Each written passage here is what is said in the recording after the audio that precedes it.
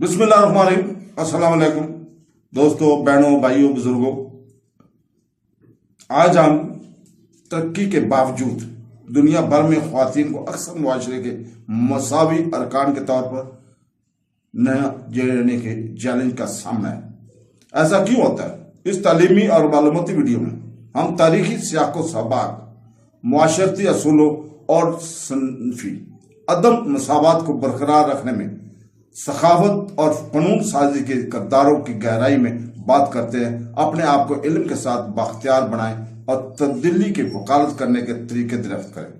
اس دنیا کے بیشتر مقامات پر عورت کو اب بھی معاشرے کا ایک اہم رکن نہیں سمجھا جاتا، خاص طور پر جب فیصلہ لینے یا بولنے کی آزادی کی بات آتی ہے۔ ایسے معاشرے میں خواتین کے ساتھ برا سلوک کیا جاتا ہے اور ان کے حقوق کو پامال کیا جاتا ہے۔ اللہ تعالیٰ کی طرف سے عورتوں کے حقوق کو لوگ دباتے ہیں، جو کہ انسانیت کے ساتھ سراسر ناانصافی ہے۔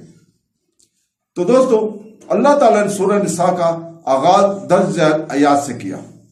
اے لوگو، اپنے رب سے ڈرو جس نے تمہیں ایک جان سے پیدا کیا اور اسی سے اس کا جوڑا بنایا، اور ان دونوں سے بہت سے مرد اور عورتیں پھیلا دی ہیں، اور اللہ سے ڈرو جس کے ذریعے تم ایک دوسرے سے سوال کرتے ہو اور رحم بھی، بے شک اللہ ہمیشہ تم پر نگراں ہے۔ مدرجہ بالا آیت میں اللہ تعالیٰ واضح طور پر بتا رہا ہے کہ مرد اور عورت دونوں دو افراد کے درمیان ایک ہی قسم کے بندھن سے پیدا ہوتے ہیں۔ ولادت کا عمل لڑکے اور لڑکی کا یکساں ہے، پھر معاشرہ ایک کو دوسرے پر برتر کیوں سمجھتا ہے؟ یہ سوال سوچنے کی ضرورت ہے کہ اگر دونوں جنس ایک ہی تعلق سے، ایک ہی عمل کے ذریعے دونوں ایک ہی شخص یعنی حضرت آدم علیہ السلام سے پیدا ہوئے، تو پھر ان کو کس منطق پر مختلف طریقے لیا جاتا ہے؟ انسانیت کے حقوق کے لیے دونوں جنسوں کے لیے کچھ پابندیاں ہیں، دونوں جنسوں کے لیے کچھ ذمہ داریاں ہیں، اور مذہب اسلام میں دونوں جنسوں کے لیے کچھ حدود ہیں۔ ہمیں صحیح اسلام کا مطالعہ کرنے کی ضرورت ہے، اور یہ کہ دونوں جنسوں مرد اور عورت کے لیے کیا کہتا ہے، تاکہ ہم اس کے مطابق عمل کر سکیں۔ تو دوستو، اس کے لیے ہم اپنے مقروضے پیدا کریں اور ان مفروضوں کو لوگوں پر عام کریں۔ خدا نے مرد اور عورت کو اس طرح سے مختلف بنایا کہ دونوں کو منفرد کردار، مختلف مہارتوں اور ذمہ داریوں کے ساتھ تقویض کیا ہے۔ ان اختلافات کو کسی بھی جنس پر کسی دوسرے پر برتری حاصل نہیں ہے، بلکہ تحفظات کے طور پر دیکھا جاتا ہے۔ خاندان میں مرد مالی معاملات کا ذمہ دار ہے، جبکہ عورت خاندان کی دیکھ بھال، بچوں کی پرورش، تعلیمی اور جذباتی مدد میں حصہ ڈالتی ہے۔ اس سے تعاون کی حوصلہ افزائی ہوتی ہے کہ دونوں ستونوں مرد اور عورت کی مدد سے ایک توازن پیدا کیا جا سکتا ہے، اور اسے مقابلے کے طور پر نہیں سمجھا جاتا۔ باہمی ذمہ داریوں کو نبھانے سے ایک خوشگوار اور مضبوط خاندان تشکیل پاتا ہے، جو بالآخر مستحکم اور منصفانہ معاشرے کی طرف لے جاتا ہے۔ مرد اور عورت دونوں ہی صحت مند زندگی کی بنیاد بناتے ہیں۔ نہ مرد اور نہ ہی عورت ایک دوسرے کے بغیر خوشگوار زندگی گزار سکتے ہیں۔ اللہ تعالیٰ نے قرآن مجید میں سورہ البقرہ کی آیت نمبر 187 میں اس کی وضاحت فرمائی ہے۔ اللہ تعالیٰ کہتا ہے، وہ تمہارے لیے لباس ہیں اور تم ان کے لیے لباس ہو۔ اسلام نے عورت کے حقوق پر بہت زور دیا ہے، اور اسلام ہی واحد مذہب ہے جو معاشرے میں عورت کے مقام اور اس کی عزت کا زیادہ خیال رکھتا ہے۔ مثال کے طور پر اسلام نے یہ نہیں کہا کہ حوا حرام پھل کھانے کے لیے آدم سے زیادہ قصوروار ہے۔ اسلام کے مطابق آدم اور حوا دونوں برابر کے غلط اور گناہ گار تھے، دونوں کو سزا دی گئی، اور بعد میں خدا نے دونوں کو معاف کر دیا۔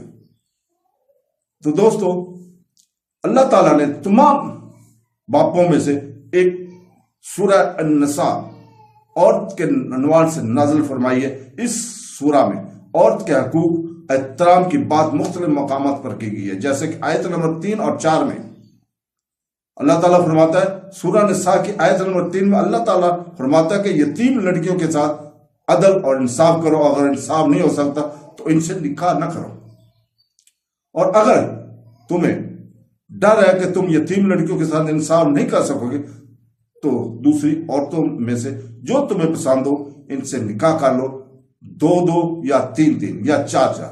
لیکن اگر آپ کو ڈر ہے کہ آپ انصاف نہیں کریں گے تو آپ کے دائیں ہاتھ میں سے کسی ایک سے شادی کریں۔ یہ زیادہ مناسب ہے کہ تم ناانصافی کی طرف مائل نہ ہو۔ اور سورہ نساء کی آیت نمبر 4 میں اللہ تعالیٰ نے دلہن کے تحفے پر عورتوں کے حق کے بارے میں فرمایا۔ تو دوستو اس میں اللہ تعالیٰ فرماتا ہے، جس کا ترجمہ ہے، اور عورتوں کے ان کے دلہن کے تحفے خوش دلی سے دو، لیکن اگر وہ خوشی سے آپ کو اس میں سے کچھ چھوڑ دیں تو اسے اطمینان اور آسانی کے ساتھ لے لو۔ یہ دین اسلام جو دلہن کے تحفے جیسی چھوٹی سی چھوٹی باتوں کا بھی بہت خیال رکھتا ہے۔ اگر اللہ تعالیٰ ان چھوٹی چھوٹی باتوں پر کوئی آیت نازل کر سکتا ہے، تو اگر اللہ تعالیٰ عورت کی چھوٹی چھوٹی خوشیوں کا خیال رکھتا ہے تو وہ جنس کے درمیان تفریق کیسے کر سکتا ہے؟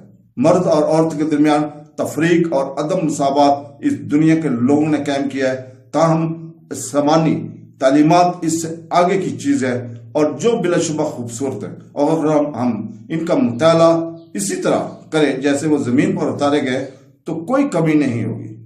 تو دوستو اللہ تعالی ہمیں سنتے رسول پر عمل کرنے کی توفیق عطا فرمائے، آمین ثم آمین۔ اللہ حافظ۔